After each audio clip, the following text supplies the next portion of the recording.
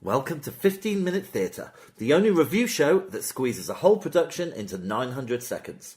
The date is Tuesday the 4th of December, and we've just been to see a very, very, very dark matter. Open the house.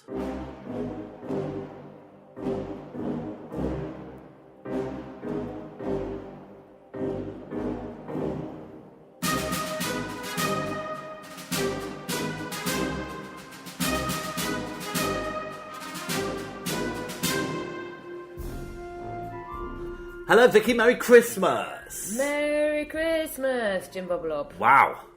But what's that for? Well, it's been a whole year since the last one. Since the whole Christmas? Yeah. I know, isn't that crazy? Do you remember what we went to see for our Christmas special last year? No, what did we go and see? We went to see The Box of Delights. Of course we did. This isn't our Christmas special, by the way. Is it not? No. Oh. Why not? Because it's a surprise. We've got a surprise Christmas special coming up. Maybe. Oh my goodness. Yeah, but I can't say any more about it, I'm afraid, because it's a surprise. Okay. So, shall we kick on? Why not? Or kick off? Whatever you want to do. Let's kick off. Okay. So we went to see a very, very dark matter. Shall I give you a little bit of information about it? I wish you would. Okay. It was directed by Matthew McDungler. Sure. I can't read my writing. It was directed by Matthew Dunster. That's it. Completely different guy. Written by Martin McDonough. Yep. Notable actors. Wow. It had the amazing Jim Broadbent. Wonderful man. And it had the ultrally also amazing Phil Daniels. Yep. And I'd like to mention Jonetta Ula Meakles. I'd say Jonetta Eula May Ackles. Oh, okay. Who played Marjorie, yeah. Which was kind of the main part, wasn't it? Should we say as well that Tom Waits provided the voice of the narrator? Who is Tom Waits? You know who Tom Waits is? Is he from Radiohead? He's a musician, man. From what? From the music world. Radiohead? I should educate you in Tom Who's Waits. the guy from Radiohead? Tom York. Oh, okay. It's a completely different guy. All right, okay. Oh, Vicky, could you give us the synopsis, please? Yeah, so basically, Hans Christian Andersen, played by Jim Broadbent, is a very famous writer of the time, and he's doing very well for himself. But actually, he's not writing any of his stories. What? They're written by a pygmy who he keeps in a box in his attic. And she writes for him, and every now and again he might let her out. And she's only got one leg. She's only got one leg. Yeah. Because he chopped one off because something had happened. Oh, in exchange for her having like a night out of the box or something. So she writes his stories, and then he goes off to hang out with Charles Dickens for a bit, who also apparently had a pygmy in a box. So that's basically it. It's sort of plot-wise, it's bonkers. It's absolutely nuts. But I think it's one of the best things I've ever seen. Really? I loved this High play. praise indeed. I loved everything about it. Why do you think it's one of the best things you ever saw? Because I was just engaged and riveted throughout the whole thing. I mean, I do feel a bit stupid now when I turned to you about halfway through and went, is this a true story? Yeah, well-known fact. Hans Christian Andersen kept a pygmy in a box. And time travellers from the future. There were time travellers from the future as well. But the performances were amazing. Anyway, we better do it in order, or I'll just blurb on. Which nobody wants. So, how do you think it opened? How did it open? Well, it opened as we were sitting there. There was a massive pendulum swinging across the stage. I mean, obviously, we only went to see it tonight. Yeah. So, how could I have forgotten? Oh, yeah. Yeah, there was a pendulum swing across the stage. That sort of happened while everyone was sitting down, wasn't it? Yeah. Oh, the pendulum was the box. And the music slowly started going up. Yeah. And so over about 10 minutes, the pendulum swung further and the music got louder. Yeah, and then Jim Broadbent was there accepting an award for how wonderful he was as a writer. And he was quite an arrogant chap, that Hans Christian Andersen, according to this play. Oh, hold on a minute. Well, we don't want to give everything away, but... Oh, yeah. Okay. Yeah. So then that happened, and then he went back into his house, and then there was that he... Yeah, it was all the relationship between the real writer of his children's stories, Yeah. which was this poor woman who was trapped in a box. Yeah. And every time she was allowed out, Yeah. he made the box smaller by an inch. Yeah. And it was just full of crazy stuff like that. It was pretty nuts, wasn't it? Yeah. Yeah.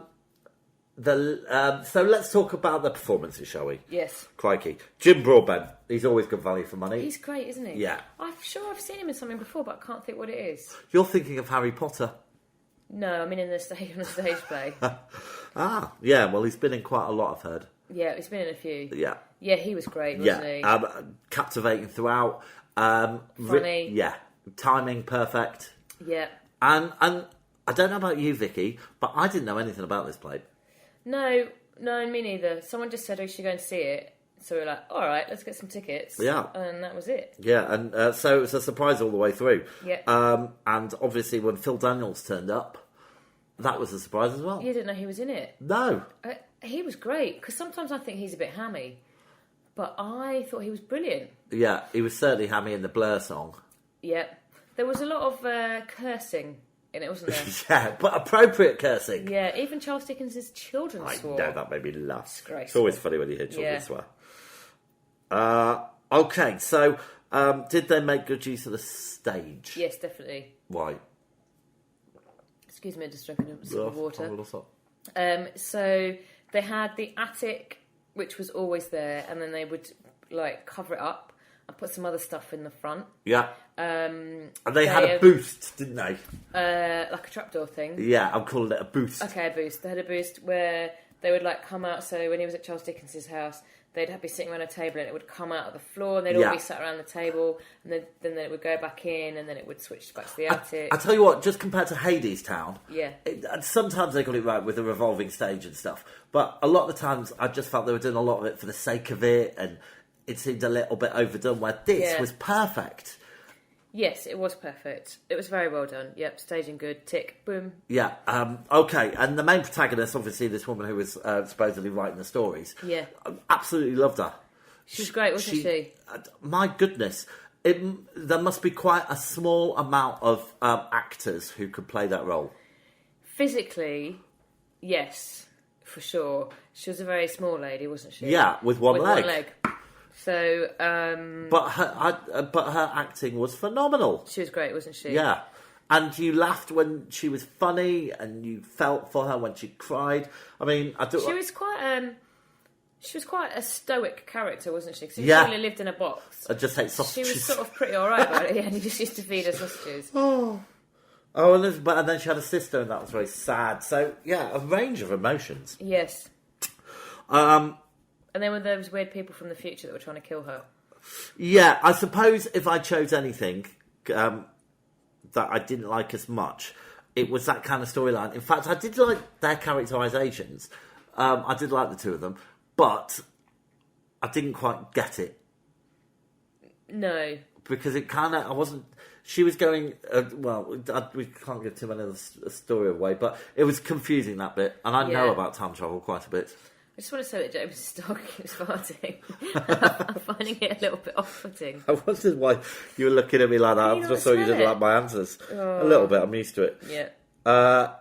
Anything you didn't like? I don't like your dog's farts. No, that was the weirdest bit. The guys from the future was a bit odd, wasn't it? But it's good. We should probably point out that it was written by the guy that wrote and directed 3 Buildings Outside Ebbing, Missouri. Yeah, do you like that film? I haven't seen it, Right. but I think I'll like it. I think you will as well. Yeah. All right. What about lighting, special effects? It was all really good. What did they do special effects wise? I mean, the set was great, wasn't it? Yeah, you had a bit of... Oh, the when there were like people dying and there was like blood and stuff. Yeah. That was quite well done. Yeah. Oh, and there was a bit where they did some shooting, and when they shot, holes in the wall appeared. That was pretty good. Yeah. Yeah. Right, for me, it was so refreshing and funny. You didn't know where it was going to go. It was incredibly weird. Yeah. Surreal. But it was weird, but it made sense. So in the logic of the play, it all made sense. Like with Charles, he kept calling him Charles Darwin, didn't he? Yeah. He said, like, when F is he going to go home? He's been here for 3 weeks and I only invited him for a day. Yeah. And am I right in saying when Jim Broadbent, or should we call him Hans? Yeah. When Hans was in London, he did a different accent? Well, because we were in London and he couldn't speak English properly. Yeah. So that was quite funny. He sounded different, yeah. Yeah, and he said the word slightly wrong, didn't he? Yeah.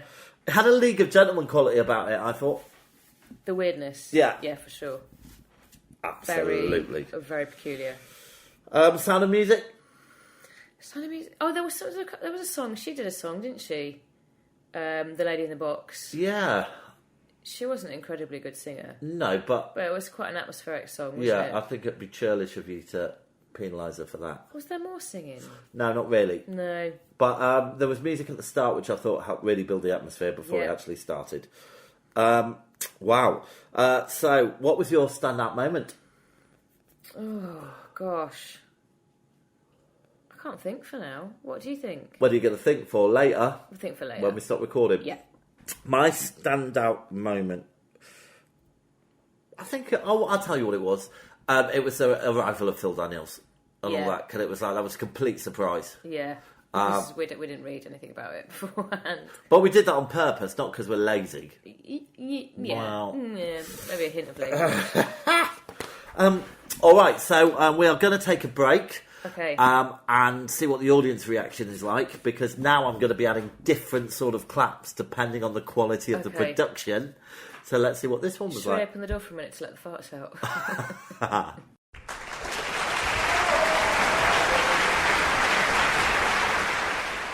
All right, so we're going to come back and talk about the audience antics and the theatre. Have you ever been to the Bridge Theatre before? No. Me neither. It's really nice. Didn't even know it was isn't there. It can't be that old. Well, no, it's under a block of very modern flats. So it's in that it's in a redevelopment, sort of in between Tower Bridge and London Bridge. Tower Bridge is just there. Tower Bridge is just there, and I mean, it's definitely been there for at least a few years, but I've never been there, and it's really nicely done. Like, there's a really good big space in the foyer. It's great. You can get food and drinks and a good number of toilets. How many toilets? I didn't count them. Right. But much better than the old Vic. Yeah. Do you need a lot of toilets? Because they're used for a small amount of time. I like to use a different toilet every time I go. That's because you go to the toilet at least 4 times every show. 3 times. Ugh, you're a little bit I OCD don't like to like use that. the same one. But the seats were comfortable. We were at the Yeah. back, and it didn't feel like we were at the back. No, it was good, wasn't it? Yeah, it's perfect. Yeah. All right, so I suppose we better score it. All right, then. Okay, so whose turn is it to go first? I don't know. No, yeah, if you want. Performances. Well, they were all very strong, actually. I'm going to go for a 9. Okay, well done. I'm going to go for a 10. Oh! Yeah, well, I can't fault it. High praise indeed. I did not like anybody. Okay, fine. I think you are being a bit mean by giving it a 9. Okay, fine, whatever. See yourself. All right, staging and technical. I am going to give it a 9. I'm going to give it a 9 as well, because it's very good. Wow. The plot, the story, the narrative, let's call it. Okay, bits are a bit weird, so I'm going to go for an 8. Yeah. Me too. Originality, 10 for me. I'm going to go for a 9. Oh. And I am going to go for, was it worth it? A big fat 10. I'm going to go for a 9. Okay, I hope you're not tactically marking No, this. I'm not, but I think these are the highest scores we've given anything for a while. I think so. All right, so let's add them up. So I can't tell you what we're going to see next, because James has got a surprise for me for my Christmas present. yes, I do. And I have absolutely no idea what it is. I do. I'm hoping it's the ballet of the snowman. No. I'm hoping it's the You can't. the No, Nutcracker. you can't guess. Stop guessing. Okay, fine. Have you done the scores yet? No, he's still... I've done them. Silly maths. Okay, your excellent maths brain has come It's good. to... It's done it. It's done it. It's done it. It gets a Lighthouse rating of 4.55. I think you're thinking of your other podcast. Oh no! Let's do that bit again. James does another podcast. No, just fine. Let's do it in the 15-minute theatre rating. Is that the same? It gets a 15-minute theatre rating of 4.55, which puts it at the top of the leaderboard. Oh, wow. That is good. Yeah, it should be there as well, because it's the best thing I've ever seen. And it was only 80 minutes long. I don't think it was the best thing I've ever seen, but I did What have enjoy you seen it. that's better than it? Angels in America. Too long. That thing that we saw that we both really liked. Ink. Oh, yeah, but... Network. Yeah, oh no, I didn't like that one. Oh god, the Paddy Constantine thing. What's it called? Oh, that was good. My brain's gone dead. It was called The Villages of Ireland. Yeah, that's the one. The Ferryman. The Ferryman, yeah. Oh, look, Vicky, that's the theatre bell. Oh, goodness. So, I will see you for your surprise next week. So excited! Please wear something nice. Yeah, it is Christmas after all. Ooh, Christmas jumper? Shorts? Whatever, really. Okay, fine, great. Great, see you later. Bye!